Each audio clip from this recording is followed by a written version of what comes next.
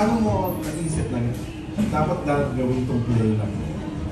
Okay, we started a show last year entitled Wired 448, an HIV awareness theater production. Fortunately, nabalitaan ng Rotary Club South San Francisco, California, yung project namin about HIV. Tapos napanood din nila yung teaser. Through the help of Dr. Jasmine Flores, after she know about our show about HIV, nagkaroon siya ng idea na gusto niyang magkaroon ng awareness dito sa Pilipinas about HPV. Kasi kaya yung title po namin, it's HPV Out. Kasi hindi siya napag-uusapan. It's out in the closet. So maraming tao na aware about HIV pero hindi nila alam tungkol sa HPV. So siya yung nag-encourage sa akin na, Director Del, baka pwede tayong gumawa ng awareness show about HPV. And then doon na nagsimula ang lahat. And I contacted Ms. Lisa Magtoto to help me to create an idea or a story about this one. Ms. Lisa, can you tell us something about the writing process of this play? Bali, nabigay na ni Direk Rodel yung characters, given na actually 4 noon. Yeah. Tapos, ang mga characters na naisip ay a young person, meaning teenager, and isang lalaki, kasi nga gustong basahin yung idea na babae ang magiging cause ng HPV or sa kanya nanggagaling, lalaki rin. Sa lalaki rin nanggagaling. And nagsasuffer din sila ng iba-ibang cancer brought about by HPV.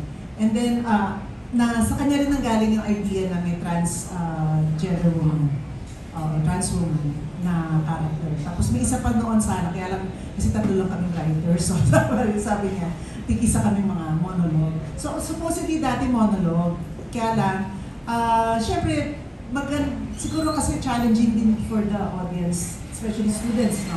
Na puro monologue. So maganda rin yung meron ka-interact ng ibang actors. Tapos, or characters. Plus, may mga actors kasi na gusto rin pahasain sa advocacy na to. And, ayun, sa writing process namin, may bawat isang character, isang writer, develop. And then, nagbatuhan kami ng ideas. Tapos, ako kasi bilang hindi naman ako talaga masyadong maalam tungkol sa buhay at pinagdadaanan ng trans woman. Nag-interview ako ng isang trans woman na through the help of Joshua na pinakilala niya sa akin. Tapos yun, na ang laking tulong para makapasok doon sa pag-iisip at sa stigma na nararanasan nila in relation to health issues like HPV or HIV, ganyan. Ayun. Tapos, I guess, isa sa mga idiniin namin sa aming bilang writers ay kailangan mabasag yung mga myths about surrounding HPV. And that it's not only a medical issue, but also an issue dahil sa kultura natin, ayaw natin mag-usap tungkol dito, yung gano'n. So, yun yung palilitawin natin. Ba't tayo nahihiya about it? Ano yung gusto natin basagin ng mga myth about it? Ayun. Direct Rodel, ano ba muna ibig sabihin ng HPV? Okay, HPV stands for Human Papilloma Virus. Ang problema po kasi sa society natin ngayon, ang alam ng mga tao, ang HPV ay para lamang sa babae. So, meron pang misconception na ang HPV nakukuha sa toilet seat.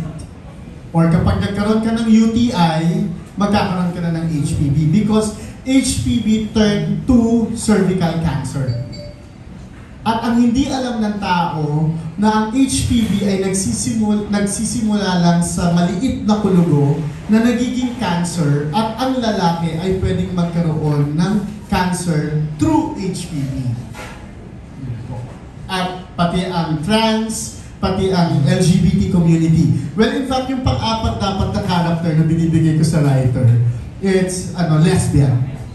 So, para inclusive yung gender ng topic ng show. Kaya lang, sabi ko kay Miss Lisa, kila Joshua, nung nag-meeting kami, baka hindi na kayanin ng estudyante dahil maiksi na yung attention span ng mga students, lalo na kung ang main objective namin, it's ibaba ito sa community, ibaba sa mga estudyante. Kasi ngayon, ang may HIV as early as 14, 13, 15. Ngayon, ang HPV kasi may dormant period, which is 5 years to 15 years.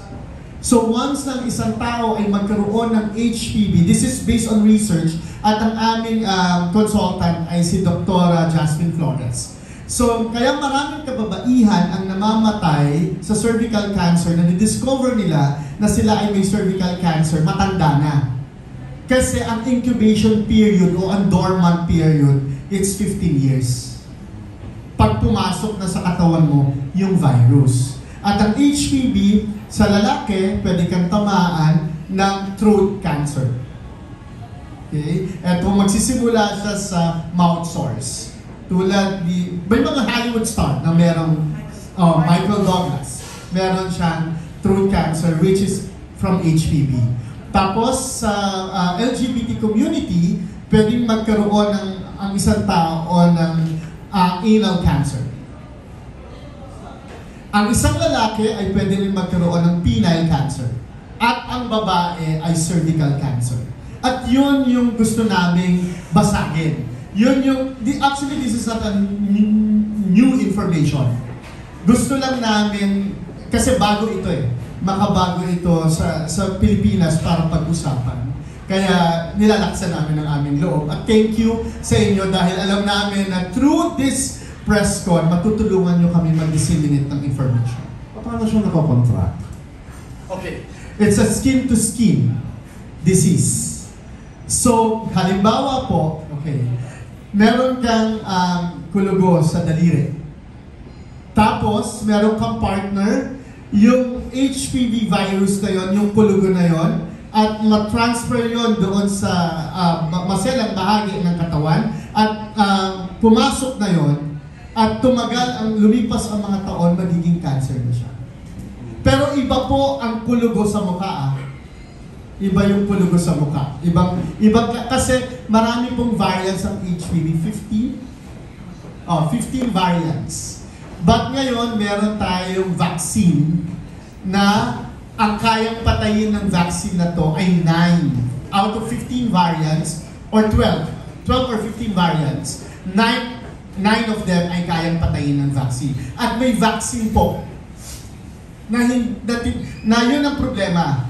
Ayaw ng ibang mga bata o ng ibang mga magulang na magpa-vaccine ng mga bata. Kasi galing na tayo sa COVID vaccine, tapos may HPV pa ba?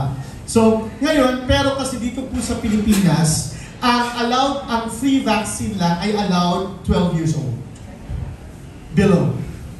Pero pag above 12 years old ka na, tayong mga matatanda, may vaccine din po para sa mga lalaki. Pag tayo, 3 doses ang kailangan natin. And the vaccine costs about 8 to 9,000 pesos per vaccine. 3 doses yung kailangan natin. So, yun po.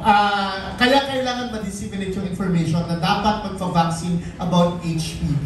Another curious question. May physical manifestation ba yung HPV virus? For example, if you look at your penis, may makikita bang parang tumutubong kulugo, pigsa, whatsoever, para masabi mo, HPV na to. And it's not just your usual STD. Eh, ganun ba? Yes, meron po. Kaya kung ang babae ay may tinatawag na salat sa suso, ang lalaki dapat may salat sa ari. Dapat kailangan alam ng lalaki kung paano niya sasalatin at titingnan kung meron siyang kulugo. At once na meron ng kulugo, dadami po yun at lalaki yun. Kailangan dalhin kaagad sa doktor. At hindi siya basta-basta yung i-cauterize. Hindi siya basta-basta i-cauterize. So kailangan po talaga siyang mag-consult sa doktor. Although marami rin kasing asymptomatic. Okay. Okay. So yun ang medyo nakakatakot. Wala namang pinapakita kahit anong yes, kahit especially sa babae. Tapos in terms of tests, hindi rin readily available. So kaya nga parang mas ang way to get, to, kumbaga, prevention yung vaccine talaga ang mas sure, more or less sure way para ma-stop talaga siya. Yun. Kasi, another question, bakit kailangan sa high school students ibaba ang play? Bakit hindi sa mas malaking general public who are more sexually active? Because they are young at sila ang pag-asa ng ating bayan. So habang lumalaki sila, dapat lumaki silang healthy.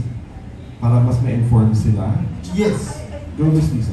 At saka I think yung vaccines din, mas, ang tawag sa ganun? Efficient? Oo, mas efficient. Mas efficient, mas ma-absorb ng katawan yung vaccine pag wala pa siyang sexual experience. Okay. So pag bata ka nasaksakan ng vaccine, mas effective. Yes. Kaysa pag malaki ka na, sexually mature ka na. Parang 9 years old pa lang pwede na. Okay. 9 to 14 yata. Sa ibang bansa, 9 to 14 yung target. So may mga questions pa kayo? Parang wala naman kayo ng HPV, di ba? Pero yung mas maganda po sa mga doktor talaga natin tinatanong yung mga medical questions. Hindi kasi para Pero okay yun. para bakit napaka-brave yung gawin tong play na to? Kasi lalo na para we are basically in a way is a conservative country para yung HIV nga ay pag-usapan to pa. Bakit yung gustong salubungin to? Okay, kasi unang-una, para sa akin napapanahon. Kasi ang mga cases ng diseases ng sexually transmitted disease, kalat na Actually, hindi na natin pwedeng i-underestimate yung mga kabataan ngayon. Kasi for all we know, mas magagaling pa sila sa atin ng mga matatanda. Kailangan talaga ng prevention and information drive. Number 2, bakit kami matapang? Kasi ang inspiration ko yung dati kong assistant director na namatay through HIV. Na-witness ko kasi kung paano siya naghirap. At ayoko nang makakita ng taong kakilala ko o malapit sa loob ko na mamamatay dahil sa virus na ito. Na kung pwede naman natin, kung meron naman tayong tool and power to inform a lot of people about the virus or the disease. Okay. Last question for Director and Ms. Lisa. Why should we watch your play? Bago nang kasimulan yung mga monologues ng ating mga bidang artista. Yung play kasi na ginawa namin, we really try to make it, kumbaga, yung appealing doon sa kabataan at sa general public din naman. Para hindi, kumbaga, entertaining naman siya, at the same time informative. And kumbaga, inuunawa natin din yung psyche ng mga tao na involved doon sa issue ng HPV and sexually transmitted infections. Ayun. Tapos, I think yung ina-address din kasi niya yung stigma na nararamdaman ng mga tao, ayaw magsalita tungkol doon. So, hopefully, may ma-empower din ng mga audience members about HPV and talking about their condition, health condition. Thank you, Ms. Lisa. Sususugan ko po yung sinabi ni Ms. Lisa. Yan, to empower. The show is entertaining. So, dapat talaga entertaining. Dahil lalo na kung ang audience namin ay students. Number 3, kasi part of the proceeds ng show, 20% of the proceeds of the show will go to the vaccine. Magkakaroon kami, nag-iipon ang Rotary Club South San Francisco ng malaking halaga para makabili ng vaccine at ma-roll out dito sa Pilipinas. Kasi the government could only support limited lang talaga ang kaya nilang bigyan ng free vaccination. So, yun. Tapos, bakit pa kailangan panoorin? Kasi we want to give faces doon sa mga taong may ganitong pinagdadaanan o may ganitong sakit. Kasi last year, nabigyan na namin ng mukha ang HIV. I think this time, bibigyan naman namin ng mukha ang HPV. Thank you very much, Director Rodel and Ms. Lisa.